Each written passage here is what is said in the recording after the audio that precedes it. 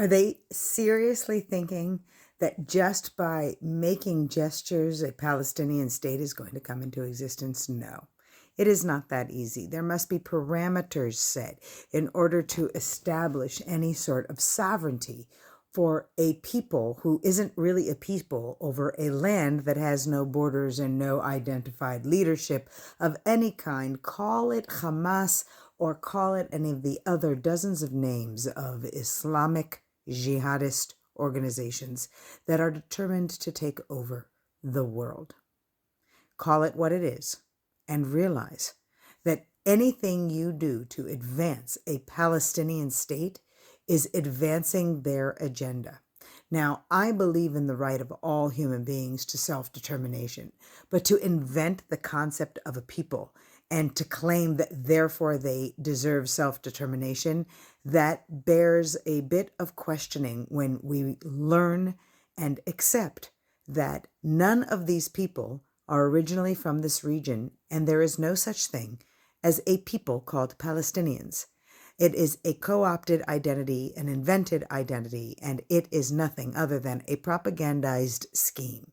Now, these are basic facts. However, anyone tries to distort them through their liberal and progressive social justice agendas as they get warped with logical, well-sounding speeches, well, okay. As much rationale as they try, the basic truth remains. The basic facts remains. And so you need to be versed in those facts. You need to know the history, not only since the birth of the state in 1948, but the birth of Jewish sovereignty. You need to know Torah. You need to know that this is a part of who you are and how you want to raise your home, how you want to raise your family, how you want to live your life, knowing that you're following the book and the faith that has outlasted every enemy, and this one we will outlast too, and many will fall along the way. And some will fall because they will have fallen spiritually. They will have fallen out of connection. Now, that can be true even for the most religious or the most Zionist if they go off the derech. And the derech must be one that recognizes that our battle is a long, ancient battle of survival and pride in who we are and what we stand for. Those elements that we raise our kids with and that we live with, they can change the future. And that's what we know. We know that we are a link in that chain.